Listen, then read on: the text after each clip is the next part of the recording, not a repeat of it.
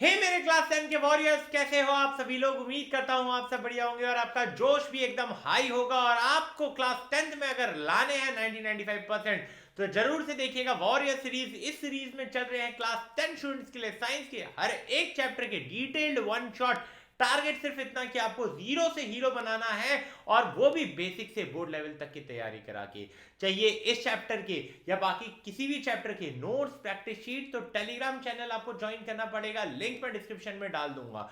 आज हम बात करने वाले हैं chapter number 3 NCERT metals and non metals की। तो चलिए बिना किसी देरी के स्टार्ट करते हैं मेटल्स एंड नॉन मेटल्स की बात। सबसे पहले करेंगे मेटल्स की कि मेटल्स क्या होते हैं। तो मेटल्स ऐसे सब्सटेंस होते हैं जो कुछ कैरेक्टरिस्टिक्स शो करते हैं। अब हम बात करेंगे उन कैरेक्टरिस्टिक्स के बारे में। इसमें सबसे पहली कैरेक्टरिस्टिक आती है मेलिएबिलिटी। हम कहते हैं कि मेटल मेलिएबल है। मेलिएबल या मेलिएबिलिटी का मतलब क्या होता है। मेटल की एक एबिलिटी होती है कि आप उसे थिन शीट में कन्वर्ट कर सकते हो। हथौड़ा मार मार के, हैमरिंग कर करके आप मेटल को थिन शीट में कन्वर्ट कर सकते हो। एल्यूमिनियम की शीट्स तो आपने देखी ही होंगी। अब ये प्रॉपर्टी के कारण हम कहते हैं कि मेटल्स जो होते हैं वो मेलिएबल होते हैं। साथ ही साथ मेटल्स के पास डक्टिलिटी की प्रॉपर्टी भी होती है। ये वो एबिलिटी होती है मेटल की कि आप मेटल को थिन वायर्स में कन्वर्ट कर सकते हो। इसलिए हम कहते हैं कि मेटल्स डक्टाइल होते हैं। अब आपने देखा होगा, सुना होगा या कहीं ना कहीं से आपको ये चीज पता होगी कि जो इलेक्ट्रिकल वायर्स होते हैं उनके अंदर कॉपर यूज होता है। अब कॉपर बीइंग अ मेटल, देखिए क्यों यूज होता है इलेक्ट्रिकल वायरिंग में। पहला रीजन डक्टाइल होता है और दूसरा रीजन वो गुड कंडक्टर ऑफ इलेक्ट्रिसिटी होता है। तो अगर हम मेटल की बात करते हैं तो मेटल जो होते हैं वो good conductor of heat and electricity होते हैं। उसके बाद अगर हम बात करें तो मेटल सोनोरस भी होते हैं।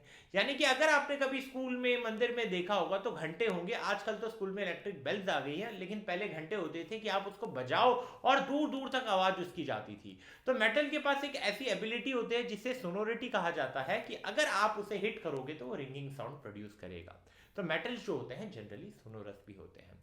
उसके बाद अगर आप बात करते हैं तो मेटल लस्टरस होंगे, है ना। जो भी ऑर्नामेंट होते हैं, ज्वेलरीज होती हैं, वो किसकी होती है, गोल्ड की होती है, सिल्वर की होती है। तो ये गोल्ड, सिल्वर, प्लेटिनियम, इन सब के पास क्या होता है, एक शाइनी सरफेस होता है ना। इसलिए मेटल को हम सोनोरस कहते हैं। क्यों, सॉरी, इसलिए मेटल को हम लस्टरस कहते हैं, नॉट सोनोरस, लस्टरस कहते हैं। क्यों कहते हैं भैया, इसलिए कहते हैं क्योंकि उनके पास शाइनी सरफेस होती है। सोनोरस इसलिए कहा जाता है क्योंकि वो रिंगिंग साउंड प्रोड्यूस करते हैं। ये चीज़ क्लियर हो गई कि भाई good conductor of heat and electricity होते हैं, सोनरस होते हैं, लस्टरस होते हैं, साथ ही साथ हार्ड होते हैं, सॉलिड स्टेट में पाए जाते हैं, high melting and boiling point होता है। तो ये सारी प्रॉपर्टी किसकी होती है, ये सारी की सारी प्रॉपर्टी मेटल्स की होती है। बात अगर हम करेंगे नॉन मेटल्स की, तो नॉन मेटल्स ऐसे सब्सटेंस होते हैं जो मेटल्स की कैरेक्टरिस्टिक्स को शो नहीं करते हैं। यानी कि नॉन मेटल क्या होगा, ना ही मेलिएबल होगा ना ही डक्टाइल होगा।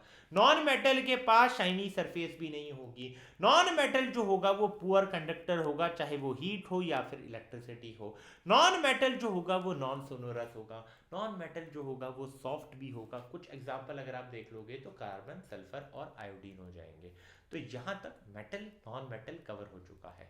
मेटल के एग्जाम्पल अगर आपको देखने हैं तो sodium, potassium, calcium, magnesium, gold, ये सारे मेटल के एग्जाम्पल में आ गए। नॉन मेटल के एग्जाम्पल में आपको देखना है तो कार्बन, हाइड्रोजन, ऑक्सीजन, है ना, ये सारे नॉन मेटल के एग्जाम्पल में आ गए। उम्मीद करता हूँ यहाँ तक की पिक्चर आपको एकदम क्लियर दिख रही होगी।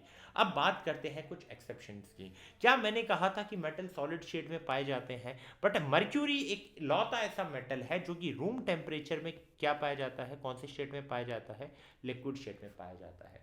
जहां सारे मेटल सॉलिड स्टेट में पाए जाते हैं, इकलौता मर्क्यूरी ऐसा है जो रूम टेम्परेचर में लिक्विड स्टेट में पाया जाता है।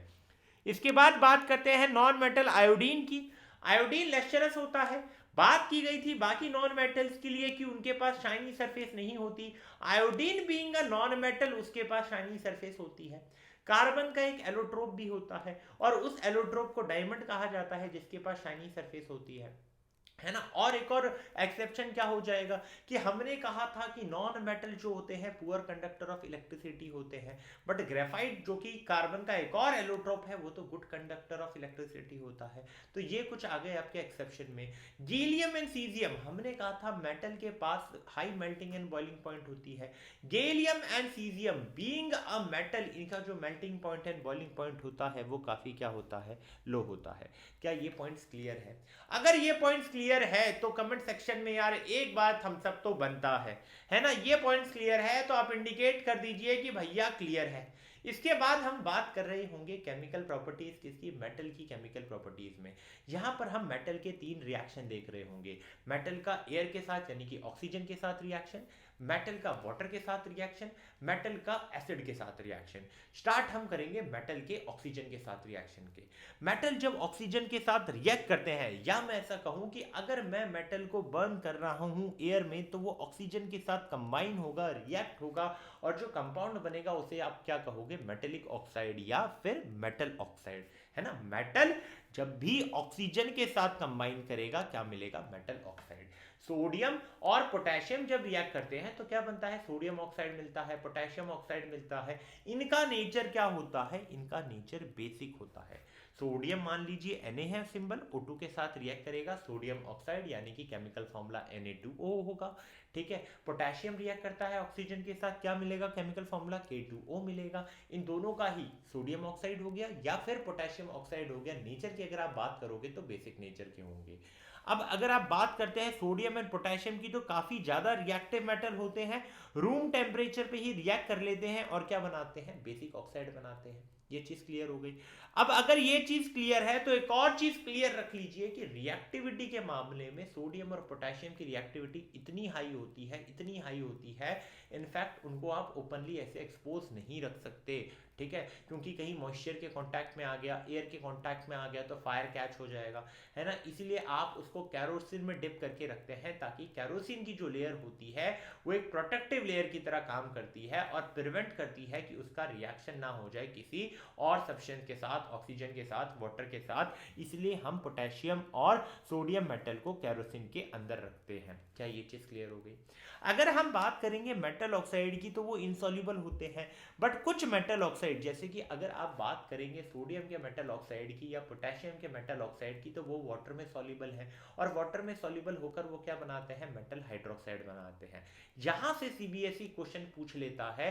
क्वेश्चन इस तरीके से पूछा जाएगा कि सोडियम का एक मेटल ऑक्साइड है, आपने उसको वेट वॉच क्लास में लिया है, प्रोडक्ट क्या बनेगा। अब भैया आपको लगेगा कि भैया यहाँ तो सोडियम ऑक्साइड ही रहेगा, आपने तो सिर्फ कंटेनर ही चेंज किया है, बट वेट था वॉच ग्लास, पानी मिल जाएगा सोडियम ऑक्साइड को, रिएक्ट करेगा और क्या बना देगा, सोडियम हाइड्रोक्साइड। क्योंकि मेटल ऑक्साइड जब अगर वो पोटेशियम और सोडियम के होंगे तो वाटर के कांटेक्ट में आने के बाद मेटल हाइड्रोक्साइड बना लेते हैं। तो ये चीज क्लियर है कि भैया ये ऑक्साइड बेसिक नेचर के होते हैं, और बेसिस जब वाटर में डिसॉल्व हो जाते हैं तो उन्हें हम क्या कहते हैं, उस कैटेगरी का नाम है अल्कली। सोडियम ऑक्साइड है Na2O, वाटर के साथ रिएक्ट करेगा sodium hydroxide, metal hydroxide NaOH बनाएगा। अगर पोटेशियम ऑक्साइड है तो वाटर के साथ रिएक्ट करके क्या बनाएगा, पोटेशियम हाइड्रोक्साइड बनाएगा। क्लियर है? अभी तक दो मेटल्स की रिएक्टिविटी ऑक्सीजन के साथ देख ली। अब बात करेंगे एल्यूमिनियम मेटल का। एल्यूमिनियम मेटल को जब आप एयर में बर्न करते हो तो हीटिंग के बाद यहां पर आपको क्या मिलता है, एल्यूमिनियम ऑक्साइड, यानी कि एल्यूमिनियम AlO2 के साथ रिएक्ट करता है तो आपको प्रोडक्ट में क्या मिलता है, Al2O3। बात जब मैंने की थी नेचर के सोडियम एंड पोटेशियम ऑक्साइड के नेचर की, तो वहां उनका नेचर बेसिक निकल कर आया था। एल्यूमिनियम ऑक्साइड का नेचर बेसिक नहीं होता, ये बेसिक और एसिडिक दोनों ही नेचर शो करता है। इसलिए इस कैटेगरी को हम क्या कहते हैं, एम्फोटेरिक ऑक्साइड। एम्फोटेरिक ऑक्साइड ऐसे ऑक्साइड्स होते हैं जो कि बेसिक एंड एसिडिक प्रॉपर्टी दोनों शो करते हैं। यहाँ पे एल्यूमिनियम का ऑक्साइड तो एम्फोटेरिक होता ही होता है, जिंक ऑक्साइड भी एम्फोटेरिक होता है। अब क्यों एल्यूमिनियम का ऑक्साइड एम्फोटेरिक होता है, इसको हम लोग एक एग्जांपल से समझते हैं।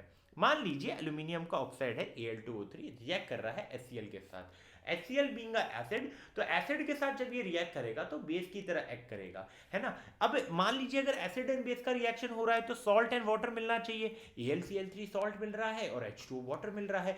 यानी कि इस केस में अगर मैं Al2O3 की बात करूंगा तो उसने बेस की तरह एक्ट किया। अब अगर आप इसको बेस के साथ रिएक्ट करा लोगे तो रिएक्शन तो नहीं होनी चाहिए, बट रिएक्शन हो रही है। क्यों? क्योंकि ये एसिड की तरह रिएक्ट कर रहा है। अगर आपने Al2O3 को NaOH के साथ रिएक्ट कराया है तो यहां पर भी एसिड बेस की रिएक्शन होगी, बस फर्क इतना है कि Al2O3 एसिड की तरह एक्ट कर रहा है, NaOH के साथ रिएक्ट करता है और एक सॉल्ट NaAlO2 बनाता है और साथ ही साथ पानी देता है। Neutralization reaction, acid plus base क्या मिलेगा? Salt plus water. ये चीज क्लियर है कि एम्फोटेरिक ऑक्साइड क्या होता है। काफी इंपॉर्टेंट पॉइंट है अगर मेटल नॉन मेटल चैप्टर की बात करेंगे। ठीक है, जो भी इंपॉर्टेंट पॉइंट्स है मैं आपको वहां बताता जा रहा हूँ कि यहाँ से अंदेशा है कि सीबीएसई उठाएगा, क्वेश्चन बनाएगा और पेपर में चिपकाएगा। तो अगर आपको अपने नंबर्स बढ़वाने हैं तो इन टॉपिक्स पे खासा ध्यान दीजिएगा। चलिए अब बात करते हैं कि मेटल्स की रिएक्टिविटी क्या होती है ऑक्सीजन की तरफ। तो ये ऐसा नहीं होता कि सेम होती है ना। मेरे हाथ की पांचों उंगलियां क्या पांचों उंगलियां बराबर है? अगर पांचों उंगलियां बराबर नहीं है तो सब मेटल की रिएक्टिविटी कैसे बराबर हो सकती है? उनका जो रेट ऑफ रिएक्शन है टुवर्ड्स ऑक्सीजन कैसे बराबर हो सकता है? हर मेटल की रिएक्टिविटी अलग अलग होती है ना। यहाँ पर कुछ बहुत ज्यादा रिएक्टिव मेटल्स होते हैं जैसे कि पोटेशियम एंड सोडियम, जो इतना विग्रस रिएक्शन करते हैं कि फायर कॉट हो सकता है। और उसके बाद रूम टेम्परेचर पे रिएक्ट करने वाले मेटल्स हैं जो कि एल्यूमिनियम हो गया, मैग्नीशियम हो गया, जिंक हो गया, लेड हो गया, जिनके ऊपर एक थिन लेयर ऑफ ऑक्साइड जो है उनके सरफेस पे आ जाती है और ये एक प्रोटेक्टिव ऑक्साइड लेयर की तरह एक्ट करती है। अगर आपको याद होगा फर्स्ट चैप्टर में एक एनसीईआरटी में एक एक्टिविटी दे रखी है कि भैया मैग्नीशियम रिबन को बर्न करने से पहले आप उसे साफ करते हैं सैंड पेपर से। क्यों? बिकॉज क्योंकि वो रिएक्टिव होता है, मैग्नीशियम ऑक्सीजन के साथ रिएक्ट करके एक थिन लेयर बन जाता है एंड देन वो प्रिवेंट करता है फर्दर ऑक्सीडेशन को, इसलिए पहले वो ऑक्साइड की लेयर को रिमूव किया जाता है। तो यहां से भी क्वेश्चन बन जाता है क्योंकि कंपेटेंसी बेस्ड क्वेश्चन को सीबीएसई ज्यादा वेटेज दे रहा है, तो आपको एप्लीकेशन बेस्ड क्वेश्चन पे ज्यादा ध्यान देना है। और ये ध्यान कब देना है? क्वेश्चन करते वक्त नहीं, जब पढ़ रहे हो तभी सोचो क्या क्वेश्चन बन सकता है। चीज क्लियर है? चलिए आगे बात करेंगे। आयरन बर्न नहीं होता हीटिंग करते वक्त, बट आयरन फाइलिंग्स जो होती है वो विग्रसली रिएक्ट करती है जब आप उसको फ्लेम में इंट्रोड्यूस करते हैं। कॉपर की अगर बात करेंगे तो कॉपर भी कंबशन अंडरगो नहीं करती है, बट उसका जो हॉट सरफेस होता है एक ब्लैक कलर लेयर बना देता है कॉपर टू ऑक्साइड का, है ना। यहाँ पर अभी हमने बात की आयरन की कि आयरन को भी हीट करेंगे तो ज़्यादा कुछ होगा नहीं, बट आयरन फाइलिंग्स जो होती है वो काफ़ी विग्रसली रिएक्ट करती है ना। कॉपर की बात करते हैं तो वो कंबशन अंडरगो नहीं करता, बट एक हॉट सरफेस फॉर्म हो जाता है जिसका जो कलर होता है वो ब्लैक कलर लेयर होता है कॉपर ऑक्साइड का। सिल्वर और गोल्ड की अगर आप बात कर लेते हो तो ये तो भाई अनरिएक्टिव होते हैं, इनको तो असर ही नहीं पड़ता ऑक्सीजन के साथ, चाहे आप कितना भी हाई टेम्परेचर कर लो। ये जो है सिल्वर और आपका गोल्ड होगा, ये बोलेंगे भैया हम तो ना रिएक्ट होने वाले, चाहे तुमने कितनी मेहनत करनी कर लो, है ना। तो चलिए ऑक्सीजन के साथ तो रिएक्शन देख लिया भैया। ऑक्सीजन के साथ रिएक्शन देखने के बाद अब बात करेंगे कि भैया वाटर के साथ रिएक्शन कैसा होगा। भैया मेटल जब भी वाटर के साथ रिएक्ट करेगा, प्रोडक्ट में आपको मेटल हाइड्रोक्साइड देखने को मिलेगा या फिर मेटल ऑक्साइड भी देखने को मिल सकता है। किस केसेस में देखने को मिलेगा इन डिटेल पढ़ेंगे, स्किप मत करना वीडियो को, है ना। और साथ ही साथ हाइड्रोजन गैस आपको बाय प्रोडक्ट मिलेगा, यानी कि मेटल अगर वाटर के साथ रिएक्ट कर रहा है, अभी के लिए मान लीजिए वाटर क्या है, कोल्ड है या तो फिर हॉट है, आपको क्या मिल रहा होगा? मेटल हाइड्रोक्साइड और हाइड्रोजन गैस मिल रहा होगा। फॉर एग्जाम्पल भैया पोटेशियम रिएक्ट कर रहा है वाटर के साथ तो KOH हाइड्रोजन और हीट रिलीज होगी। सोडियम रिएक्ट कर रहा है वाटर के साथ तो NaOH H2 और हीट रिलीज होगी। अब यहाँ पर हाइड्रोजन गैस भी है, फ्लेमेबल है, हीट भी बहुत ज्यादा रिलीज हो रही है, एक्सोथर्मिक रिएक्शन है। तो ये जो हीट रिलीज होती है ये हाइड्रोजन गैस को इग्नाइट कर लेती है। इसीलिए जब आप सोडियम और पोटेशियम को पानी में डालते हैं, पानी में डालते हैं या उनके ऊपर पानी डालते हैं तो वो फायर कॉट कर लेता है। क्यों? क्योंकि भैया इतना हीट रिलीज होता है कि हाइड्रोजन गैस को इग्नाइट कर दिया जाता है। क्या ये चीज क्लियर है? अब अगर आप बात करेंगे कैल्शियम की तो कैल्शियम भी कोल्ड वाटर के साथ विग्रसली रिएक्ट करता है, बट बस फर्क इतना है कि ये रिएक्शन इतना विग्रस नहीं होता जितना सोडियम एंड पोटेशियम के केस में हुआ था। वहां भी हीट रिलीज होती है बट वो इतनी नहीं होती, इतनी सफिशिएंट नहीं होती कि वो हाइड्रोजन गैस को इग्नाइट कर सके। बट वो जो हाइड्रोजन गैस है वो क्या करते हैं, उसके बबल कैल्शियम मेटल के सरफेस से आके चिपक जाते हैं, जिसके कारण ये कैल्शियम मेटल जो है वो पानी में फ्लोट कर रहा होता है। रिएक्शन में थोड़ा गौर फरमाइएगा कि कैल्शियम जब पानी के साथ रिएक्ट करता है तो क्या मिलता है आपको कैल्शियम हाइड्रोक्साइड और साथ ही साथ आपको हाइड्रोजन गैस मिलता है। क्या ये चीज़ क्लियर है? अगर ये चीज़ क्लियर है तो यार अब एक थम्स अप बनता है कमेंट सेक्शन में, है ना। अब हम बात करेंगे मैग्नीशियम की कि मैग्नीशियम किस तरीके से रिएक्ट करता है। अब हम देखेंगे कि यार कैल्शियम रिएक्ट तो कर गया कोल्ड वाटर के साथ, मैग्नीशियम तो कोल्ड वाटर के साथ रिएक्ट ही नहीं कर रहा। अब अगर आप ये मेटल देखेंगे कि कोल्ड वाटर के साथ रिएक्ट नहीं कर रहा तो आप क्या करोगे? आप एनर्जी देना चाहेंगे, है ना। कोई रिएक्शन नहीं हो रहा है तो आप एनर्जी देना चाहेंगे, बट कैसे देंगे एनर्जी को? पानी को गर्म करके।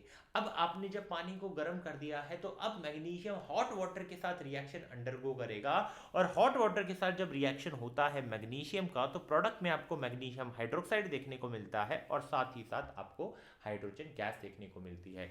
यानी कि Mg जब H2O के साथ रिएक्ट करता है तो प्रोडक्ट में MgOH होल ट्वाइस देखने को मिलता है और साथ ही साथ यहाँ पर हाइड्रोजन गैस भी रिलीज होती है। क्या ये चीज़ क्लियर है? अगर ये चीज़ क्लियर है तो कमेंट सेक्शन में एक बार थम्स अप आ जाना चाहिए। अब हम बात करेंगे कि भैया और मेटल्स का वाटर के साथ रिएक्शन कैसा होता है। हमने अभी तक सोडियम का देखा, हमने अभी तक पोटेशियम का देखा, कैल्शियम का देखा, मैग्नीशियम का देखा। अब अगर आप बात करोगे एल्यूमिनियम की, अब बात करोगे आयरन की, आप बात करोगे जिंक की, तो ना ही हॉट वाटर के साथ रिएक्ट करेंगे। हॉट से नहीं कर रहे तो कोल्ड से तो करेंगे ही नहीं। तो ये किन के साथ रिएक्ट करेंगे? अब आपको और एनर्जी देनी पड़ेगी, तो अब वाटर नहीं स्टीम ही यूज करोगे। तो भैया सेटअप कुछ ऐसा होता है, एक ऐसी हॉरिजॉन्टल हम लोग एक टेस्ट ट्यूब रख देते हैं, एंड में हम लोग एक वूल सिल्क का जो होता है उसको गीला करके रख देते हैं, हीट करेंगे, वहां से स्टीम बनेगा, आगे मेटल रख देते हैं, तो फिर वो मेटल का स्टीम के साथ रिएक्शन होता है। अब जब स्टीम के साथ मेटल रिएक्ट करता है ना तो हाइड्रोक्साइड नहीं मिलता मेटल का, मेटल ऑक्साइड मिलता है। Hydrogen gas as a by product वहां पर भी मिलेगा, बट आपको यहाँ पर मेटल हाइड्रोक्साइड ना मिलकर मेटल ऑक्साइड मिलता है ना। फॉर एग्जाम्पल कि एल्यूमिनियम स्टीम के साथ रिएक्ट कर रहा है तो Al2O3 मिलेगा और हाइड्रोजन गैस मिलेगा। जिंक स्टीम के साथ रिएक्ट कर रहा है तो जिंक ऑक्साइड मिलेगा और हाइड्रोजन गैस मिलेगा। अगर Fe स्टीम के साथ रिएक्ट करेगा तो Fe3O4 मिलेगा और हाइड्रोजन गैस मिलेगा। क्या ये चीज़ क्लियर है? अगर ये चीज़ क्लियर है तो अब हम बात को आगे बढ़ाते हैं। अब हम बात किसकी करेंगे? ऐसे मेटल्स की, लेड, कॉपर, सिल्वर, गोल्ड की। ये क्या स्टीम से रिएक्ट कर जाते हैं? तो स्टीम से नहीं करते। स्टीम से नहीं करते तो हॉट वाटर से नहीं करेंगे। भैया हॉट वाटर से नहीं करते तो कोल्ड वाटर से तो चांस ही नहीं है। यानी कि ना ये एयर से किए थे, ऑक्सीजन से, ना ये किससे कर रहे हैं, पानी से कर रहे हैं ना। तो आप देख रहे हैं कि भैया ये जो है ना, ये जो ढीठ है, लीस्ट रिएक्टिव एलिमेंट्स में आ जाएंगे, लीस्ट रिएक्टिव मेटल्स में आ जाएंगे। चलिए अब थोड़ा सा समराइज कर लेते हैं मेटल के साथ रिएक्शन को, कि यार जब मेटल का वाटर के साथ रिएक्शन हो रहा था और वो वाटर कोल्ड या हॉट था तो मेटल हाइड्रोक्साइड के साथ साथ हाइड्रोजन गैस मिल रही थी। बट अगर ये मेटल स्टीम के साथ रिएक्ट करेगा वहां पर प्रोडक्ट मेटल ऑक्साइड और हाइड्रोजन गैस मिलेगा। क्या ये चीज क्लियर है? चलिए ये चीज क्लियर है तो मुद्दे को थोड़ा और आगे बढ़ाते हैं, और अब हम बात करेंगे, अब हम बात करेंगे कि भैया क्या क्या अभी तक हमने देखा कि भैया पोटेशियम सोडियम बहुत अच्छे से रिएक्ट कर जाते थे, विग्रस रिएक्शन होता था कोल्ड वाटर के साथ। कैल्शियम का हमने देखा कि कोल्ड वाटर के साथ रिएक्ट कर जाता था बट लेस विग्रस था, फायर वहां पर नहीं कॉट होता था। हमने मैग्नीशियम के केस में देखा कि कोल्ड वाटर के साथ रिएक्शन था नहीं बट हॉट वाटर के साथ रिएक्शन था।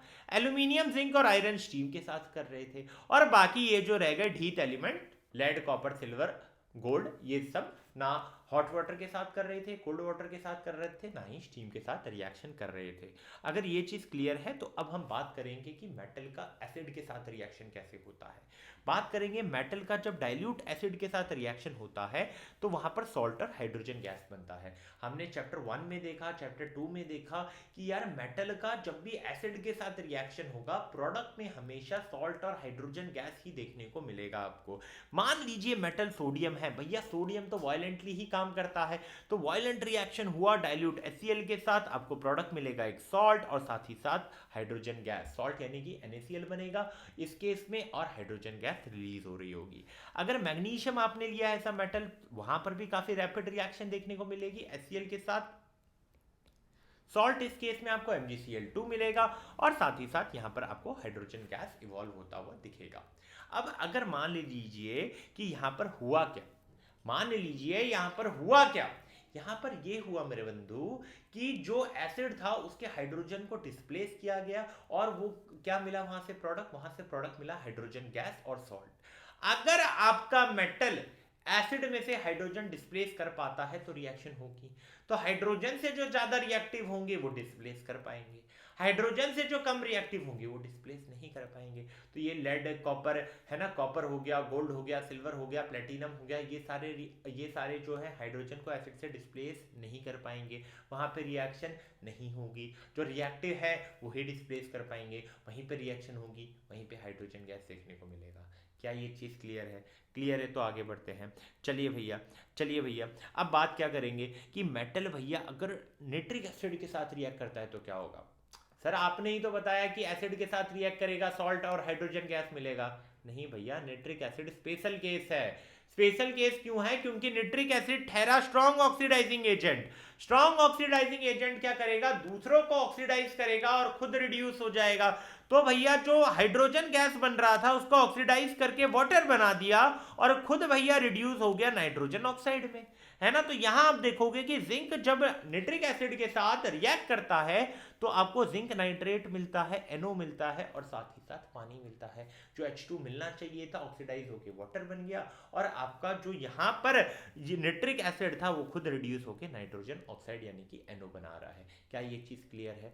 अब और क्या हो सकता है भैया, अगर आपने बहुत ज़्यादा डाइल्यूट नाइट्रिक एसिड ले रखा है और मैग्नीशियम या मैंगनीज मेटल के साथ आप रिएक्ट करा रहे हो तो उस केस में हाइड्रोजन गैस रिलीज होगा। और यहाँ से क्वेश्चन बनेगा कि ऐसे कौन से मेटल हैं जो भैया आपके साथ किसके साथ नाइट्रिक एसिड के साथ रिएक्ट करेंगे और हाइड्रोजन गैस इवॉल्व करेंगे। वहां आपको नाम लिखना है मैग्नीशियम और मैंगनीज का। अगर ऑप्शन में है, MCQ है, तो टिक करना पड़ेगा मैग्नीशियम एंड मैंगनीज की जोड़ी को कि मैग्नीशियम का रिएक्शन अगर HNO3 के साथ होता है तो मैग्नीशियम नाइट्रेट और हाइड्रोजन गैस मिलता है।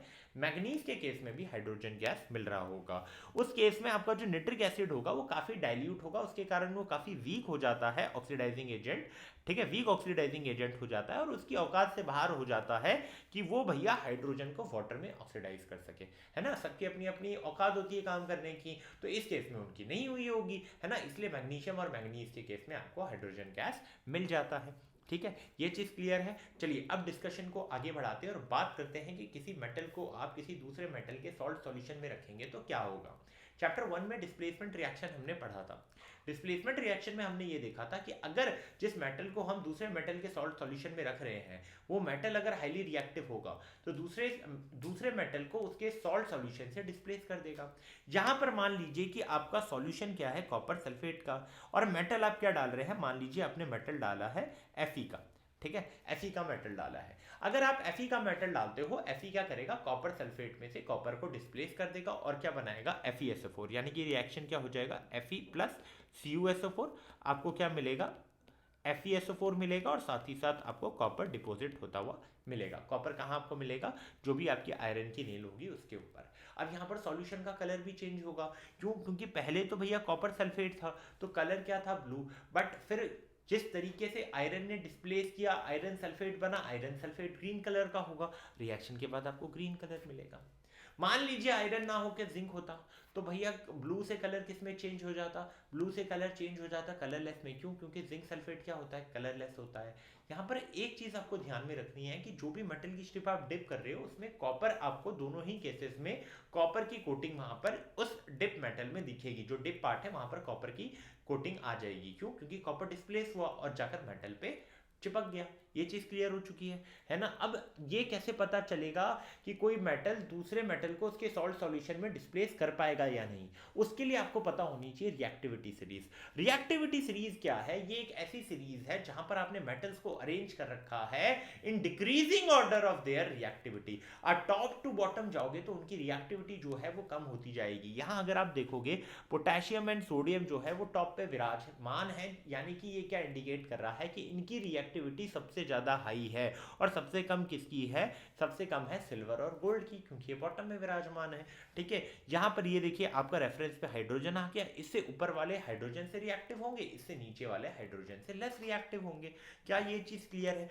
अगर आपको ये ऑर्डर पता है रिएक्टिविटी सीरीज का तो आपको इजी होगा क्वेश्चन को आंसर करने में, आप इजीली क्वेश्चन का आंसर दे सकते हैं। क्या ये चीज क्लियर हो गई? मान लीजिए अगर मैं बोलूंगा कि जिंक सल्फेट का सॉल्यूशन है, उसमें मैंने आयरन की नेल डाली है, क्या कुछ होगा?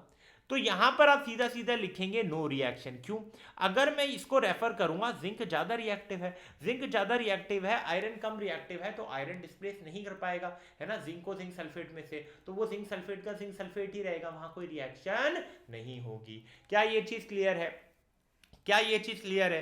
तो चलिए आगे बात को बढ़ाते हैं, डिस्कशन को बढ़ाते हैं, और अब बात करते हैं किस तरीके से मेटल और नॉन मेटल का रिएक्शन हो रहा होगा। अब हम बात कर रहे होंगे आयोनिक कंपाउंड की। बेसिक से स्टार्ट करते हैं, ठीक है, इस पूरे टॉपिक को बेसिक से स्टार्ट करते हैं कि यार हर एटम की, हर एलिमेंट की क्या मंशा होती है। हर एलिमेंट चाहता है कि उसके जो आउटर मोस्ट ऑर्बिट में कितने इलेक्ट्रॉन हो, उसके आउटर मोस्ट ऑर्बिट में 8 इलेक्ट्रॉन हो।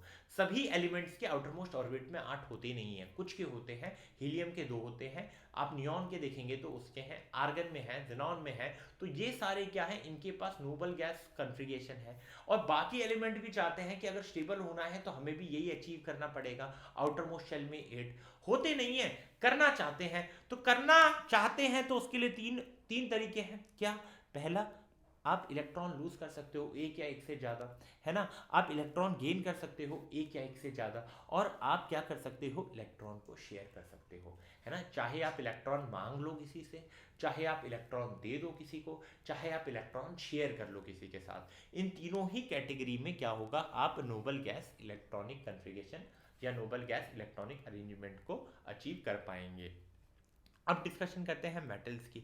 मेटल्स जो होते हैं उनके, अगर मैं वैलेंस इलेक्ट्रॉन की बात करूं, वैलेंस इलेक्ट्रॉन यानी कि आउटर मोस्ट शेल में कितने इलेक्ट्रॉन होते हैं, है ना, वैलेंस शेल होता है outermost shell, valence electron होता है यानी कि आउटर मोस्ट शेल में कितने इलेक्ट्रॉन्स हैं। तो मेटल्स की अगर मैं जनरली बात करूं, आउटर मोस्ट शेल में 1, 2 या 3 इलेक्ट्रॉन्स होते हैं, और वो चाहते हैं कि भैया अगर हमें स्टेबल होना है तो हम इन 1, 2 या 3 इलेक्ट्रॉन को लूज करना चाहेंगे। फॉर एग्जाम्पल यहाँ आपको सोडियम दिख रहा होगा, इसका इलेक्ट्रॉनिक कन्फिगरेशन क्या होता है, 281। आप देखेंगे आउटर मोस्ट शेल में क्या है, 1 इलेक्ट्रॉन है, ये सोडियम क्या चाहेगा कि इसको लूज किया जाए। अब सोडियम अगर 1 इलेक्ट्रॉन लूज करता है, तो अभी ये सोडियम है 281, 1 इलेक्ट्रॉन लूज करता है, तो ये क्या बनाएगा, सोडियम आयन Na+, और 1 इलेक्ट्रॉन, ये क्या हो गया आपका कैटायन, है ना, कैटायन आपका क्या हो जाएगा, पॉजिटिवली चार्ज हो जाएगा, Na+ बनाएगा, ठीक है, और 1 इलेक्ट्रॉन आपको मिलेगा। क्या ये चीज क्लियर है? नॉन मेटल की अगर आप बात करोगे, जनरली आउटर मोस्ट शेल में आप देखोगे कि 5, 6, 7 इलेक्ट्रॉन आपको देखने को मिलेंगे, और ये चाहेंगे कि 1, 2 या 3 जितने रिक्वायर्ड नंबर ऑफ इलेक्ट्रॉन्स है उन्हें गेन किया जाए। तो यहाँ पे ये नेगेटिव आयन बनाना चाहेंगे। नेगेटिव आयन को आप क्या बोलते हैं, एनायन। फॉर एग्जाम्पल आप अगर किसकी बात करेंगे, क्लोरीन, क्या इलेक्ट्रॉनिक कन्फिगरेशन हो जाएगा, 287, है ना। अब अगर ये क्लोरीन 1 इलेक्ट्रॉन गेन कर लेता है तो क्या मिलेगा, क्लोरीन आयन यानी कि एनायन, है ना, तो ये 2, 8 और 8, ठीक है, 2, 8 और 8, आउटर मोस्ट शेल में 8 आ गया है ना। अब देखिए बच्चे कंफ्यूज कर लेते हैं, भैया क्लोरीन, क्लोराइड, है ना, क्लोरीन एटम है ग्राउंड स्टेट पे, मतलब अभी तक उस एटम ने कोई इलेक्ट्रॉन गेन या लूज नहीं किया है, बट स्टेबल भी तो नहीं है ना, 287 है। स्टेबिलिटी के लिए क्या करता है, 1 इलेक्ट्रॉन गेन कर लेता है, Cl- बनाता है। There is difference between chlorine atom and chlorine ion. Chlorine atom में 17 इलेक्ट्रॉन होंगे, क्लोरीन आयन में 18 इलेक्ट्रॉन होंगे। क्लोरीन एटम का जो इलेक्ट्रॉनिक कन्फिगरेशन होगा वो 287 होगा, क्लोराइड आयन का जो इलेक्ट्रॉनिक कन्फिगरेशन होगा वो 288 होगा। ये चीज क्लियरिटी, इस चीज की क्लैरिटी होना बहुत जरूरी है कि एटम अलग होता है, आयन अलग होता है, उनमें नंबर ऑफ इलेक्ट्रॉन जो होते हैं वो अलग होते हैं, उनकी स्टेबिलिटी अलग होती है। क्या ये चीज क्लियर है यार? ये चीज क्लियर है तो यार यहां पर तो मुझे कमेंट सेक्शन में चाहिए कि यार क्लियर है ना, इसमें तो मुझे चाहिए, क्योंकि ये बहुत ही सिली कंफ्यूजन है बच्चों के अंदर, है ना, बच्चे इसके पीछे पागल होते हैं कि नहीं समझ में आया, नहीं समझ में आया। बहुत इजी तरीके से समझाया है। चलो डिस्कशन को और आगे ले जाते हैं। हमने देखा यार, एक था सोडियम, एक था क्लोरीन। सोडियम के पास 1 इलेक्ट्रॉन एक्सेस में था, क्लोरीन के पास 1 इलेक्ट्रॉन की कमी थी। यहां अगर हम देखेंगे कि क्लोरीन के आउटर मोस्ट शेल में इलेक्ट्रॉन कितने हैं, 1, 2, 3, 4, 5, 6, 7, है ना। ऑक्सीजन देख लो, 1, 2, 3, 4, 5, 6, यानी कि भैया नॉन मेटल के पास कमी तो है।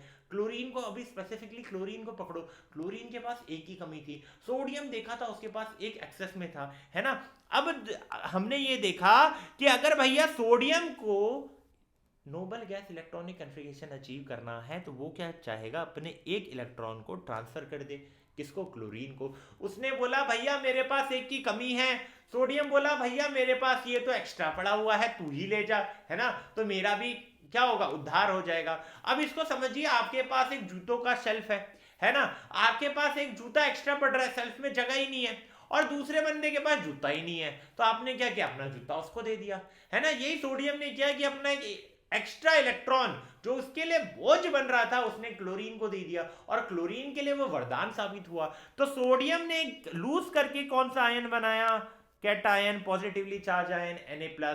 क्लोरीन ने एक गेन करके क्या बनाया, Cl- नेगेटिवली चार्ज आयन, जिसे हमने क्या कहा, एनायन, है ना। पॉजिटिवली चार्ज आयन को अपने नाम दिया कैटायन, नेगेटिवली चार्ज आयन को अपने क्या नाम दिया, एनायन। ठीक है, कैटायन एंड एनायन क्लियर है। चलिए, अब हुआ क्या, ये देखिए, सोडियम ने इस इलेक्ट्रॉन को डोनेट किया, ये था इलेक्ट्रॉन डॉट स्ट्रक्चर, Na एक इलेक्ट्रॉन था वैलेंस शेल में, और क्लोरीन के पास 7 था, सोडियम ने Na+ बनाया, क्लोरीन ने Cl- बनाया। इस तरीके से सोडियम ने भी इलेक्ट्रॉनिक कन्फिगरेशन जो था नोबल गैस वाला अचीव कर लिया, क्लोरीन ने भी कर लिया, है ना। यहां आप देखोगे Na+ आखिरी शेल में 2 3 4 5 6 7 8, क्लोरीन देखोगे 1 2 3 4 5 6 7 8, क्लोरीन नहीं, क्या होगा, क्लोराइड आयन, है ना। सोडियम आयन में भी आउटर मोस्ट शेल में 8 इलेक्ट्रॉन है, क्लोराइड आयन में भी आउटर मोस्ट शेल में 8 इलेक्ट्रॉन है। अब इन आयंस के बीच में जो बॉन्ड रहता है उसको आप बोलते हो आयोनिक बॉन्ड। यहां पर एक फोर्स ऑफ अट्रैक्शन पाया जाता है जिसे आप क्या बोलते हो, इलेक्ट्रोस्टैटिक फोर्स ऑफ अट्रैक्शन, क्योंकि चार्जेस हैं प्लस माइनस, इनके बीच में जो फोर्स ऑफ अट्रैक्शन है उसे आप क्या बोलते हो, इलेक्ट्रोस्टैटिक फोर्स ऑफ अट्रैक्शन। यहां पर आयोनिक बॉन्ड कैसे बना, एक मेटल ने जब इलेक्ट्रॉन डोनेट किया तो मेटल को कहा गया डोनर एटम, नॉन मेटल ने क्या किया, इलेक्ट्रॉन को एक्सेप्ट किया, उसे क्या कहा गया, एक्सेप्टर एटम। तो जब मेटल डोनेट करेगा, नॉन मेटल एक्सेप्ट करेगा, उन दोनों के बीच में आयनिक बॉन्ड बनेगा, उस कंपाउंड को आप आयनिक कंपाउंड बोलोगे। आयनिक कंपाउंड में जो फोर्स ऑफ अट्रैक्शन होती है वो इलेक्ट्रोस्टैटिक फोर्स ऑफ अट्रैक्शन होती है, और ये इलेक्ट्रोस्टैटिक फोर्स ऑफ अट्रैक्शन जो होती है वो काफी ज्यादा स्ट्रांग होती है, और इसी के कारण इसका जो मेल्टिंग पॉइंट होता है, बॉइलिंग पॉइंट होता है, वो भी काफी ज्यादा होता है। वो थोड़ी देर में हम डिस्कस कर लेंगे। ये चीज तो क्लियर हो गई ना, कि भैया जब सोडियम ने एक इलेक्ट्रॉन लूज किया तो उसके पास 8 हो गए, जब क्लोरीन ने एक इलेक्ट्रॉन गेन किया तो उसके पास भी 8 हो गए, है ना। और दोनों ने कंपाउंड बनाया, दोनों के बीच में इलेक्ट्रोस्टैटिक फोर्स ऑफ अट्रैक्शन है, और दोनों ने क्या किया, स्टेबिलिटी को अचीव कर लिया।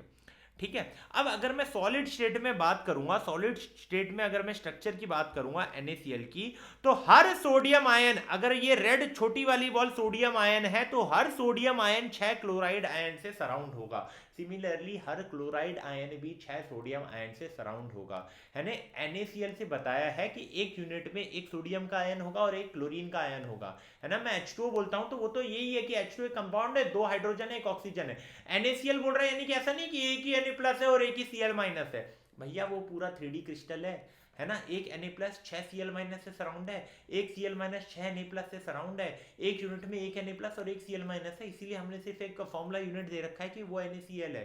क्लियर है ये चीज। चलिए भैया, चलिए अब आगे बात करते हैं। फोर्स ऑफ अट्रैक्शन तो हमने बताया कि जो फोर्स ऑफ अट्रैक्शन होता है इनके बीच में वो यूनिफॉर्मली होता है सारे डायरेक्शन में, ठीक है।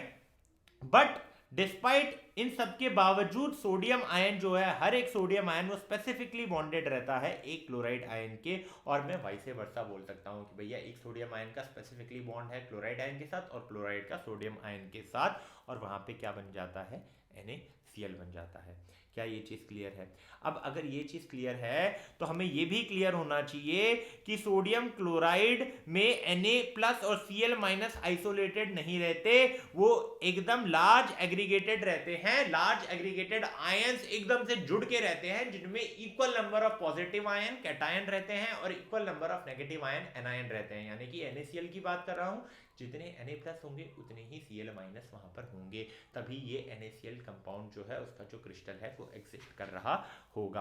अब बात कर लेते हैं कि आयोनिक कंपाउंड्स की फिजिकल प्रॉपर्टी क्या होती है, काफी इंपॉर्टेंट है, यहां से भी कभी कभार क्वेश्चन बन जाते हैं। आयोनिक कंपाउंड्स जो होते हैं वो हार्ड सॉलिड होते हैं, क्यों, क्योंकि भैया यहां पर स्ट्रॉन्ग फोर्स ऑफ अट्रैक्शन आपको पॉजिटिव और नेगेटिव आयंस के बीच में देखने को मिलती है, बट जनरली ये ब्रिटल होते हैं, और अगर ज्यादा प्रेशर आप अप्लाई करोगे तो ये पीसेस में ब्रेकआउट हो जाते हैं, है ना। ये चीज हमने देखा होगा कि भैया ये हार्ड सॉलिड्स तो हैं बट ये ब्रिटल इन नेचर है ना। अब अगर मैं इनके मेल्टिंग एंड बॉइलिंग पॉइंट की बात करूंगा तो हमने अभी थोड़ी देर पहले भी डिस्कशन किया था कि भैया इनके बीच में जो फोर्स ऑफ अट्रैक्शन है वो काफ़ी ज़्यादा होता है। अब फोर्स ऑफ अट्रैक्शन अगर काफ़ी ज़्यादा होता है तो इनका मेल्टिंग और बॉइलिंग पॉइंट जो होता है वो भी काफ़ी ज़्यादा होता है, क्योंकि भैया यहाँ पर एक काफ़ी ज़्यादा अमाउंट ऑफ एनर्जी जो है आपको इन इंटर आयोनिक अट्रैक्शन को तोड़ने के लिए लगानी होती है। अगर बीच में भैया इन्होंने कस के पकड़ रखा है, फोर्स ऑफ अट्रैक्शन ज़्यादा है, यानी कि आपको ज़्यादा एनर्जी देनी पड़ेगी। क्यों देनी पड़ेगी ज़्यादा एनर्जी? इसीलिए देनी पड़ेगी क्योंकि अगर आपको उनको तोड़ना है, अगर आपको उनको जुदा करना है, दो सच्चे प्यार करने वालों को जुदा करना है तो भैया बापूजी को मेहनत तो करनी ही पड़ेगी, है ना।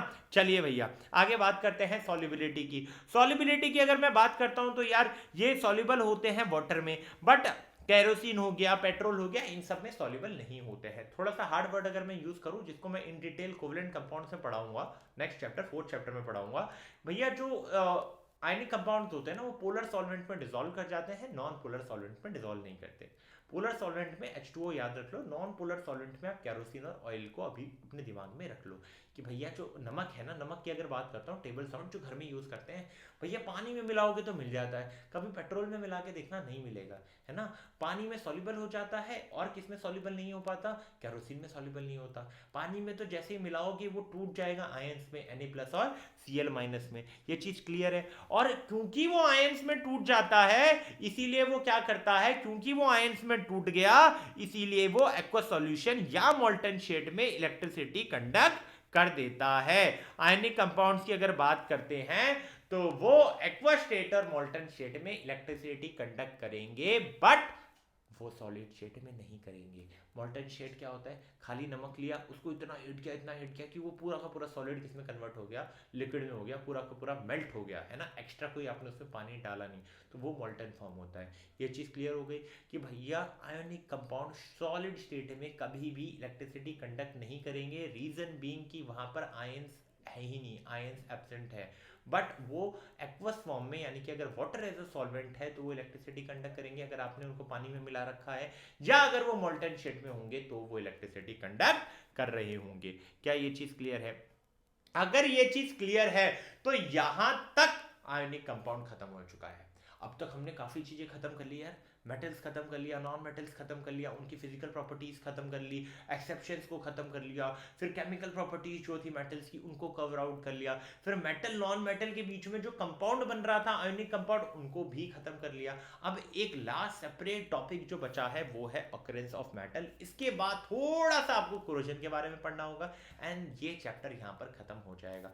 थोड़ा सा 10-15 मिनट में आपका टाइम और लूंगा यार। यहां तक अगर बने हुए हो तो अब हम इसको भी कंप्लीट कर ही लेते हैं। अब बात करेंगे अकरेंस ऑफ मेटल के बारे में। भैया अर्थ क्रस्ट जो है ना वो प्राइमरी सोर्स होता है किसका? मेटल्स का। उसमें भैया और भी चीजें पाई जाती हैं। कहां पर? सी वाटर में पाई जाती है। क्या पाया जाता है? मेटल के सॉल्ट, जैसे सोडियम क्लोराइड हो गया, जैसे मैग्नीशियम क्लोराइड हो गया। तो मेटल कहां से मिलेगा? अर्थ क्रस्ट से मिल सकता है, सी वाटर से मिल सकता है। ठीक है, सोर्स हमें पता चल गया, है ना, सोर्स हमें पता चल गया। अब अगर मेटल्स की बात करेंगे तो जो हाईली रिएक्टिव मेटल्स होते हैं वो भैया ऐसे नहीं पाए जाते। हाईली रिएक्टिव मेटल्स वो किसी ना किसी के साथ कंपाउंड बना लेते हैं। लीस्ट रिएक्टिव मेटल जो होते हैं वो अपने नेटिव स्टेट में पा जाते हैं, क्योंकि रिएक्ट ही नहीं करते, कंबाइन ही नहीं करते। बट जो रिएक्टिव होते हैं वो तो कंबाइन कर जाते हैं, है ना। तो फ्री एलिमेंटल फॉर्म में कौन पाए जाएंगे? जो लीस्ट रिएक्टिव एलिमेंट्स होंगे। और जो हाईली रिएक्टिव एलिमेंट होंगे वो तो फ्री फॉर्म में मिलेंगे ही नहीं, एलिमेंटल फॉर्म में आपको मिलेंगे ही नहीं, है ना। चलिए अब बात करते हैं मिनरल्स क्या होता है। भैया ऐसे नेचुरल मटेरियल जिनमें से आप मेटल या उनके कंपाउंड को निकाल सकते हो। ठीक है, या मैं ऐसे डिफाइन कर सकता हूं कि ऐसे नेचुरल मटेरियल जिसमें मेटल या उनके कंपाउंड फाउंड करते हैं अर्थ के ऊपर, उन्हें क्या बोलते हैं? मिनरल। यानी कि मेटल या उसके कंपाउंड अगर पाए जा रहे हैं तो उन सब्सटेंसेस को या उन मटेरियल को आप मिनरल कहोगे। और अगर उन मिनरल में से आप मेटल को प्रॉफिटेबली एक्सट्रैक्ट कर सकते हो तो उसे आप क्या बोलते हो? ओर। यानी कि ऐसे मिनरल जिसमें से आप मेटल को आप कन्वीनियंटली और इकोनॉमिकली, है ना, कन्वीनियंटली और इकोनॉमिकली अगर आप एक्सट्रैक्ट कर पा रहे हो तो ऐसे मिनरल्स को आप ओर कहोगे।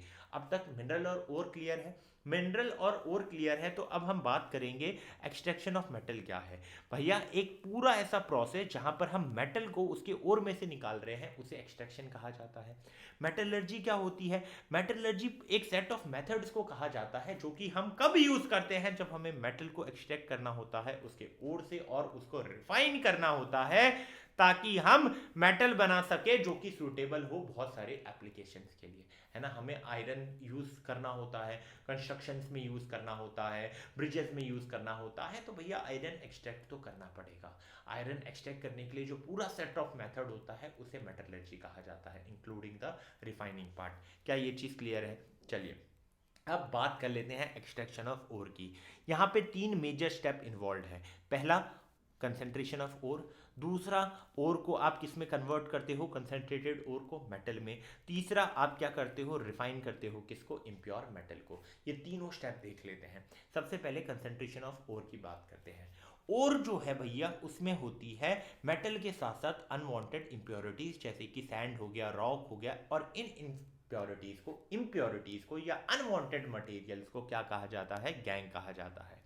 अब अगर आपको इन गैंग को रिमूव करना है तो काफी सारे मेथड्स होते हैं, अभी फिलहाल आपके सिलेबस में नहीं है तो इसको हम टच नहीं कर रहे होंगे, बट काफी सारे यहाँ पर ऐसी प्रोसेसेस होती हैं जिससे आप इन इम्प्योरिटीज को रिमूव कर सकते हो। एक बार आपने रिमूवल कर दिया तो आपको कंसेंट्रेटेड ओर मिल गया, यानी कि अब ओर में इम्प्योरिटीज नहीं है, अब क्या है उसमें सिर्फ मेटल ही मेटल है। ठीक है, तो इस प्रोसेस को आप क्या बोलते हो, enriching ore. Enriching the ore means आप अब वैल्यूएबल सामान की, जो वैल्यूएबल आइटम है उसका जो अमाउंट है वो बढ़ा रहे हो। कैसे? क्योंकि आपने अनवांटेड चीजें निकाल दी है। ठीक है, उस प्रोसेस को आपने क्या बोला, एनरिचिंग द ओर बोला। चलिए अब कन्वर्जन देखेंगे कंसंट्रेटेड ओर का मेटल में। अब यहाँ पे हम कैटेगराइज कर देते हैं 3 कैटेगरी में। हाईली रिएक्टिव मेटल्स के लिए अलग सेट ऑफ प्रोसेस होगा, मॉडरेटली रिएक्टिव मेटल्स के लिए अलग सेट ऑफ प्रोसेस होगा, और लीस्ट रिएक्टिव मेटल्स के लिए अलग सेट ऑफ प्रोसेस होगा। सबसे पहले बात कर लेते हैं जो हाईली रिएक्टिव मेटल्स होते हैं। हाईली रिएक्टिव मेटल जैसे potassium, sodium, calcium, magnesium, aluminium, इन्हें अगर हमें एक्सट्रैक्ट करना है तो इनके लिए हमने एक अलग सेट ऑफ प्रोसेस बना दिया।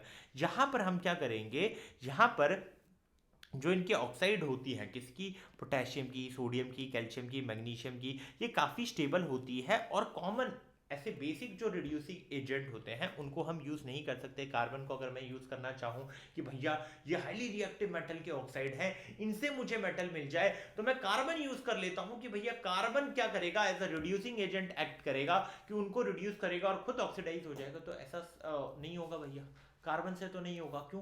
क्योंकि जो ये हाईली रिएक्टिव मेटल्स होते हैं ना, इनकी जो एफिनिटी होती है ऑक्सीजन की तरफ ये काफी ज्यादा होती है ना। तो ये स्ट्रॉन्ग अट्रैक्शन के कारण ऑक्सीजन को छोड़ते नहीं है भैया।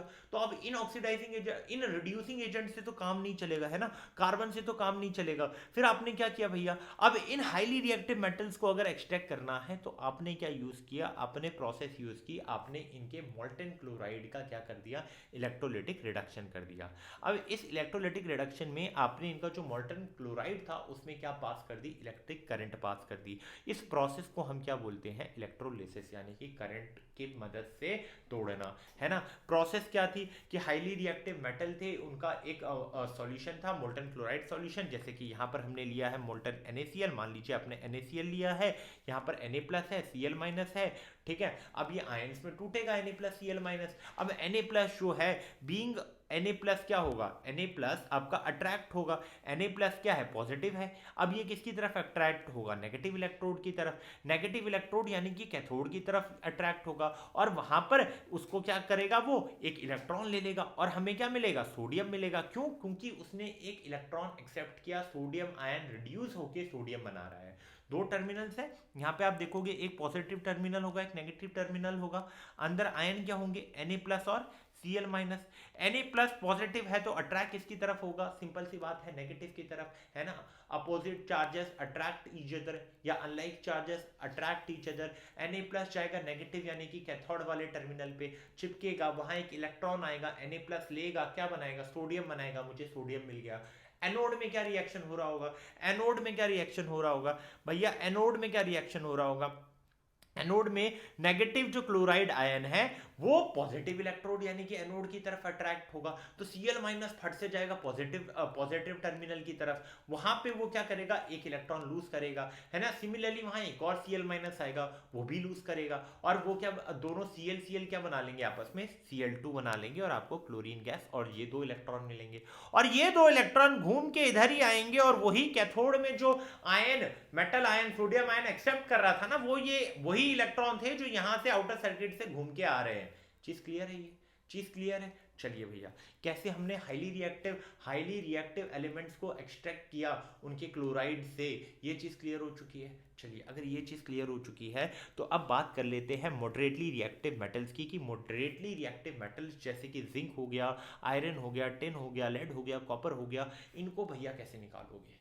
तो भैया ये जो मॉडरेटली रिएक्टिव मेटल्स होते हैं ये एज अ ऑक्साइड प्रेजेंट होते हैं, और कुछ अगर ऑक्साइड में नहीं होते तो किस में होते हैं, कार्बोनेट में होते हैं या सल्फाइड्स में होते हैं। अब भैया अगर हमें एक्सट्रैक्ट करना है तो इजी है कि भैया हम किस में एक्सट्रैक्ट कर ले, ऑक्साइड से एक्सट्रैक्ट कर ले। तो भैया जो कार्बोनेट में होंगे और जो सल्फाइड में होंगे उनको कन्वर्ट करना पड़ेगा ऑक्साइड में, क्योंकि it is easy to extract the metal from their oxide rather compare to किससे, ऑक्साइड, रेदर कंपेयर टू आपका सल्फाइड या कार्बोनेट से। तो हम क्या करेंगे भैया, रिडक्शन से पहले हम कन्वर्ट करेंगे किसमें, मेटल ऑक्साइड में। किससे कन्वर्ट करेंगे भैया, अगर मेटल कार्बोनेट है या मेटल सल्फाइड है उससे कन्वर्ट करेंगे। ठीक है, अब करेंगे कैसे, तो यहाँ दो प्रोसेस होते हैं। कार्बोनेट ओर के लिए हम यूज करते हैं प्रोसेस कैल्सिनेशन, किसके लिए यूज किया जाता है, कार्बोनेट ओर के लिए। और रोस्टिंग किसके लिए यूज किया जाता है, रोस्टिंग हम यूज करते हैं सल्फाइड ओर के लिए। क्या ये चीज क्लियर है। कार्बोनेट ओर को जब हीट किया जाता है एब्सेंस ऑफ ऑक्सीजन में या लैक ऑफ ऑक्सीजन में, तो प्रोसेस होती है कैल्सिनेशन। अगर प्रेजेंस ऑफ ऑक्सीजन में सल्फाइड ओर को हीट किया जाता है और वहां से सल्फाइड ओर से आपको क्या मिल रहा होता है, ऑक्साइड मिल रहा होता है, तो उस प्रोसेस को आप क्या बोलते हो, रोस्टिंग। कैल्सिनेशन एंड रोस्टिंग भी इंपॉर्टेंट है, यहां से भी क्वेश्चन बन सकते हैं। फॉर एग्जांपल कि मैं कार्बोनेट और ले लेता हूं जो कि है जिंक कार्बोनेट। जिंक कार्बोनेट को आप हीट करोगे तो जिंक ऑक्साइड और CO2 आपको मिल रहा होगा। ठीक है, जिंक कार्बोनेट को अगर आप हीट करोगे तो आपको क्या मिलेगा, जिंक ऑक्साइड और CO2 गैस मिलेगा। यहां पे देखिए, कैल्सिनेशन प्रोसेस में आप स्ट्रांगली हीट करते हो बट एब्सेंस ऑफ एयर में हीट करते हो, और जो कंपाउंड है, जो ओर है हमारा, वो केमिकल चेंज अंडरगो करता है और हमें क्या मिल जाता है, मेटल ऑक्साइड मिलता है। तो यहां से आपने देखा कि जो मॉडरेटली रिएक्टिव एलिमेंट था जो कि कार्बोनेट फॉर्म में एग्जिस्ट कर रहा था, जिंक कार्बोनेट, वहां हमने उसको हीट किया, उसको जिंक ऑक्साइड में कन्वर्ट किया। अब इस जिंक ऑक्साइड को हम क्या करेंगे, इस जिंक ऑक्साइड को हम रिड्यूस करेंगे, है ना। वो रिडक्शन देखने से पहले कि सल्फाइड ओर का रोस्टिंग भी एक बार समझ लेते हैं।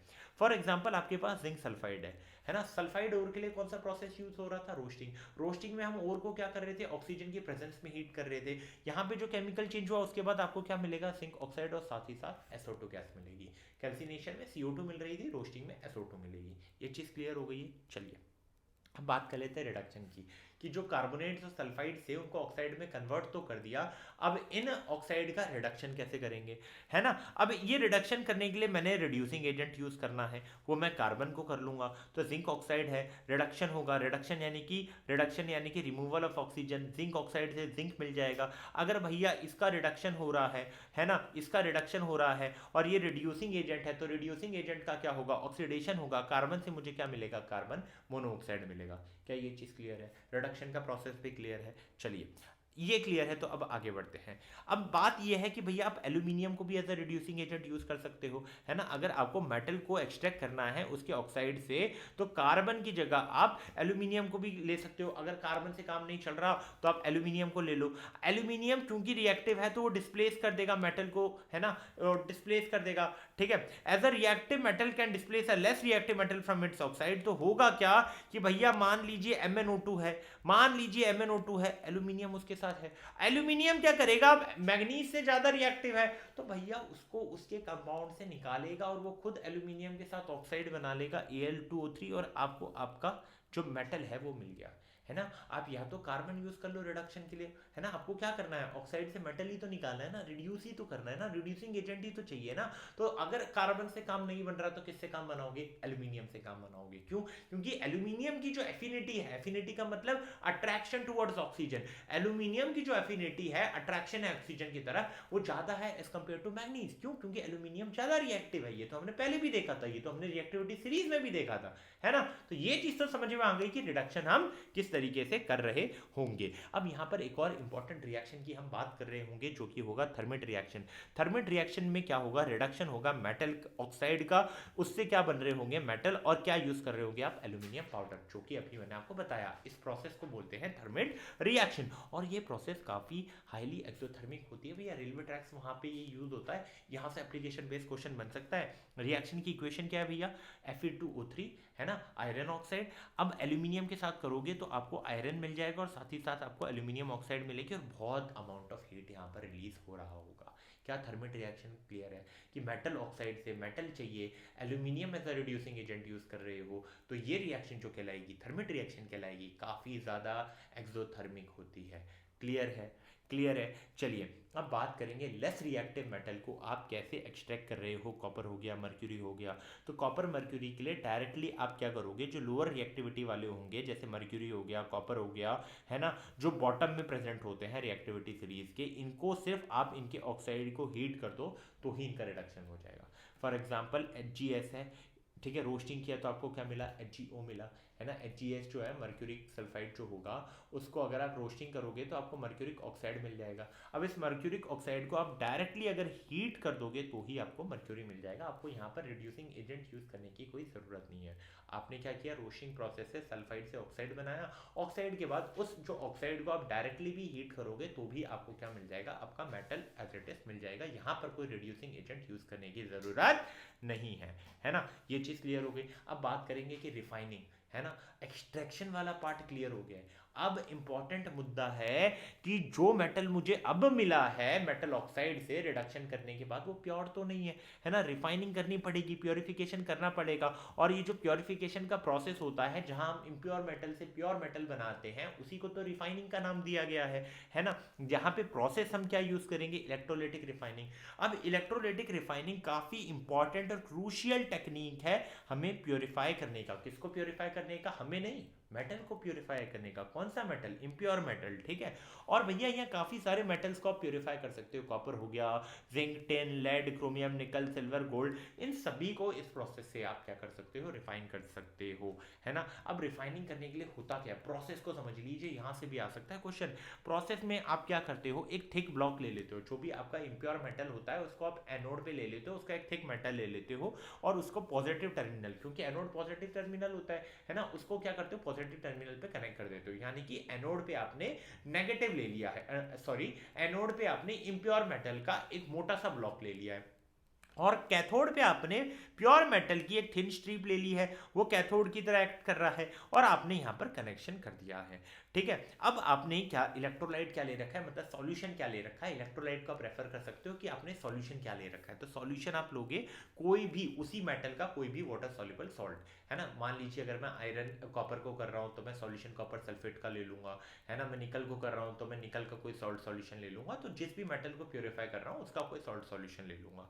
ठीक है। चलिए अब उसके बाद होगा क्या, देखिए, सर्किट को जब आपने क्लोज किया, स्विच को क्लोज किया, सर्किट को कंप्लीट किया, तो इलेक्ट्रिक करंट पास होगा। अब ये जो इम्प्योर कॉपर है वो एनोड में डिसॉल्व हुआ, यहां से भैया ये क्या है, कॉपर है, तो ये क्या करेगा, ये सॉल्यूशन में जाएगा। कॉपर से आपको क्या मिल रहा होगा, कॉपर 2+ मिल रहा होगा। एनोड में क्या यहां पे क्या वो हो रहा होगा कि भैया जो कॉपर है वो जा रहा होगा और क्या बना रहा होगा, कॉपर 2+ बना रहा होगा, है ना, कॉपर 2+ बना रहा होगा। ये चीज क्लियर है। एनोड में क्या रिएक्शन होगा, कॉपर जाएगा सॉल्यूशन में, कॉपर 2+ बनाएगा, और दो इलेक्ट्रॉन रिलीज होंगे। ये दो इलेक्ट्रॉन घूम के इधर आए, कैथोड में क्या हो रहा होगा भैया, यहाँ बहुत सारे सॉल्यूशन में CO2 प्लस आयन होंगे, वो क्या करेंगे, इन दो इलेक्ट्रॉन को एक्सेप्ट करेंगे, और यहाँ पे कैथोड पे ठीक है, अभी तक जो हमने देखा था एनोड पे देखा था कि एनोड पे क्या हुआ, एनोड में कॉपर ने दो इलेक्ट्रॉन लूज किए, कॉपर 2 प्लस बनाया, अब सॉल्यूशन में कॉपर 2 प्लस ज्यादा हो गए, वो कैथोड की तरफ गए क्योंकि नेगेटिवली चार्ज था, वहां घूम के वो दो इलेक्ट्रॉन आए हुए थे, उन्होंने एक्सेप्ट किया है, और कॉपर वहां जाके डिपॉजिट हो गया, तो यहां से इम्प्योर सॉल्यूशन में जा रहा है, और सॉल्यूशन से फिर वो वहां पर प्योर कैथोड पे डिपॉजिट हो रहा है, तो विद टाइम क्या होगा कि एनोड जो है उसकी जो थिकनेस होगी धीरे धीरे धीरे धीरे कम होगी, कैथोड की थिकनेस धीरे धीरे धीरे इंक्रीज होगी, और वहां पर आपको प्योर मेटल मिल जाएगा, और एनोड के नीचे आपको इम्प्योरिटी भी मिलेगी जिसे एनोड मड कहा जाता है। तो कैथोड पे क्या रिएक्शन हो रही है, CO2 प्लस दो इलेक्ट्रॉन एक्सेप्ट कर रहा है, प्योर कॉपर मेटल मिल रहा है ना, CO2 प्लस दो इलेक्ट्रॉन एक्सेप्ट कॉपर मिला, और कैथोड में क्या, सॉरी एनोड में क्या हो रहा है, Cu क्या बना रहा है, CO2 प्लस और दो इलेक्ट्रॉन आपको वहां मिल रहा है, और जो भी इम्प्योरिटीज है वो सॉल्यूशन में चली जाती है, और जो इनसॉल्युबल इम्प्योरिटीज होती है वो एनोड मड के फॉर्म में एनोड के नीचे एक्यूमुलेट हो जाती है, सॉल्युबल इम्प्योरिटीज सॉल्यूशन में जा रही है, इनसॉल्युबल एनोड मड के फॉर्म में एक्यूमुलेट हो जा रही है।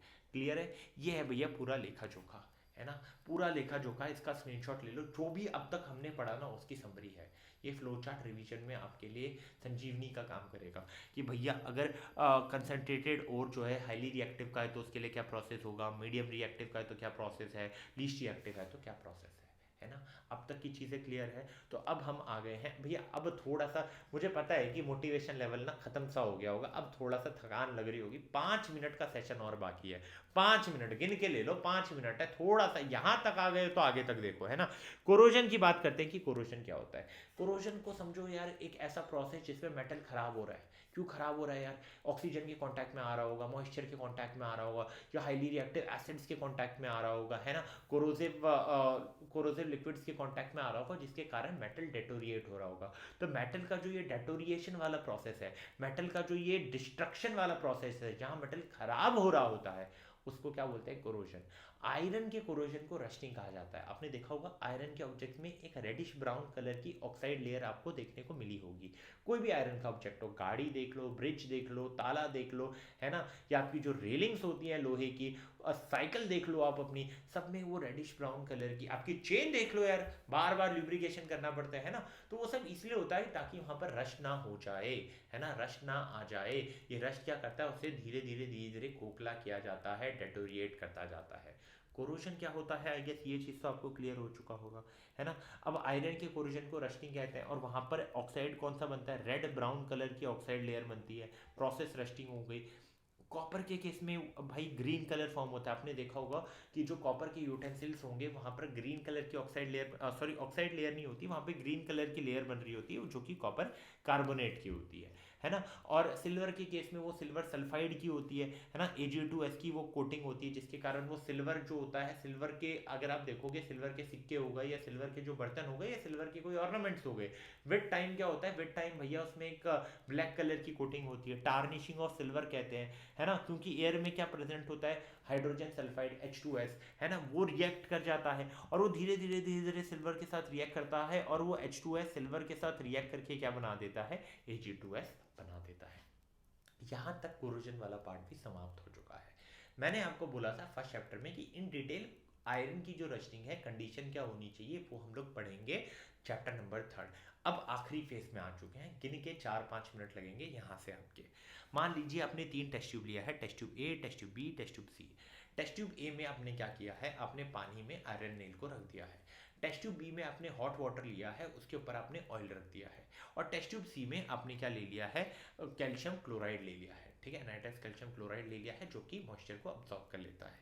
अब यहाँ पर अगर आप देखोगे कि टेस्ट ट्यूब ए वाला जो आयरन नेल होगा वो दोनों के कांटेक्ट में है, वाटर के कांटेक्ट में भी है, एयर के कांटेक्ट में भी है। यहाँ पे जो नेल आयरन नेल है वो सिर्फ और सिर्फ वाटर के कांटेक्ट में है, और कोई ऑक्सीजन नहीं है। आपने पानी को हीट भी कर दिया है तो कुछ डिसॉल्व ऑक्सीजन भी वहाँ पर नहीं है, ठीक है, सिर्फ यहाँ पर क्या है, पानी पानी है। और यहाँ पे अगर आप देखोगे तो जो आयरन नेल है टेस्ट ट्यूब सी में वो किसी से भी एक्सपोज नहीं है। क्यों? क्योंकि भैया पहली चीज़, एक तो आपने इसको क्लोज कर रखा है, ठीक है, इसको क्लोज कर दिया है। क्लोज करने के बाद आपने अंदर क्या डाल दिया है, कैल्शियम क्लोराइड, जो कि मॉइस्चर भी एब्सॉर्ब कर लेगा। तो ना ऑक्सीजन के कॉन्टैक्ट में आ पाए, ना मॉइस्चर के कांटेक्ट में आ पाए। थोड़ी देर के बाद आप देखेंगे तो जो टेस्ट ट्यूब ए का आयरन नेल था उसमें आप देखेंगे जो पार्ट डिप था उस पार्ट में आपको क्या देखने को मिलेगा, रस्टिंग देखने को मिलेगी। आप देख रहे हो यहाँ पे आपको रस्टिंग देखने को मिलेगी। टेस्ट ट्यूब बी और टेस्ट ट्यूब सी में ये चीज़ें देखने को नहीं मिलेगी।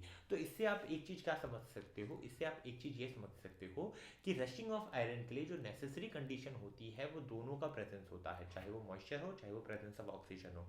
अगर मॉइस्चर भी प्रेजेंट है, अगर ऑक्सीजन भी प्रेजेंट है, तो आपका आयरन रस्ट होगा। दोनों में से कोई एक नहीं है, एक है तो रस्टिंग नहीं होगी। इसलिए टेस्ट ट्यूब बी और टेस्ट ट्यूब सी में वो टेस्ट ट्यूब बी और टेस्ट ट्यूब सी में वो रस्टिंग देखने को आपको नहीं मिली। क्या ये चीज़ क्लियर है? चलिए, अगर ये चीज़ क्लियर है तो यहाँ से कंक्लूड कैसे करेंगे कि आयरन की रस्टिंग ना सिर्फ एयर में होगी अलोन, ना सिर्फ वाटर में होगी अलोन, उसको दोनों चाहिए। क्या? Air and water, oxygen and moisture. क्या ये चीज़ क्लियर है? अगर आपको रस्टिंग प्रिवेंट करनी है तो कैसे करोगे भाई? पेंट कर लो, है ना, या किसी दूसरे मेटल की जो रिएक्टिव मेटल होता है उसकी लेयर लगा दो, जिंक की लगा दो, है ना, उसे गैल्वेनाइजेशन बोलेंगे। कैरोसिन की लेयर लगा दो, पेंट की लेयर लगा दो, है ना, अलॉय बना दो। अलॉय क्या होता है भैया? मेटल नॉन मेटल को मिक्स करके एक दूसरा कंपाउंड बना देते हैं, जिसके कारण जो उस मेटल की प्रॉपर्टी होती है वो एनहांस हो जाती है। अगर वीक होता है तो थोड़ा स्ट्रांग हो जाता है ना, हार्ड हो जाता है। ठीक है, आपने देखा होगा। तो अलॉय वाला पार्ट आपको क्लियर होना चाहिए कि मेटल का नॉन मेटल के साथ कंपाउंड, है ना, तो वो करा देते हैं। तो क्या होता है, पहले जो उस मेटल की प्रॉपर्टी होती है, जैसे गोल्ड की बात कर लो, है ना, आपको क्या बनाना है, आपको वो बनाना है, ज्वेलरी बनानी है। प्योर जो गोल्ड होता है ना वो बहुत स्ट्रांग नहीं होता है ना, तो आप क्या करते हो, थोड़ी इम्प्योरिटी मिला देते हो। इम्प्योरिटी मिलाने के बाद क्या होता है, उसकी जो स्ट्रेंथ होती है वो बढ़ जाती है। तो वो ओवरऑल स्ट्रेंथ को इंप्रूव करने के लिए आप थोड़ी बहुत इम्प्योरिटीज वहां पर मिला देते हो। ठीक है, और उसे आप एलॉय बोलते हो। उम्मीद करता हूँ ये जो चैप्टर होगा आपको एक बहुत ही सिंपल तरीके से मैं समझाने में सफल हुआ हूँगा। अगर इस कार्य में मैं सफल होता हूँ तो आप बिना हिचक के लाइक बटन को दबा दीजिएगा, अपने 10 दोस्तों के साथ वीडियो को शेयर कर दीजिएगा, और चैनल को सब्सक्राइब करने के बाद जो बेल नोटिफिकेशन है, जो घंटा है, उसको दबा दीजिएगा। ठीक है, इससे होगा क्या, चैनल पे जब ऐसी अच्छी वीडियोस आती हैं तो उसका नोटिफिकेशन यूट्यूब खुद अब मेहनत करके आपके पास भेज रहा होगा। अगर यूट्यूब से ये मेहनत करवानी है फ्री में बैठे बैठे, तो भैया आपको क्या करना पड़ेगा, बेल नोटिफिकेशन ऑन करना पड़ेगा। उम्मीद करता हूँ चैप्टर आपको पसंद आया होगा। सीरीज के नेक्स्ट वीडियो में मिलेंगे, चैप्टर नंबर 4 कार्बन कंपाउंड। तब तक के लिए keep learning, keep growing, ta-ta, bye bye.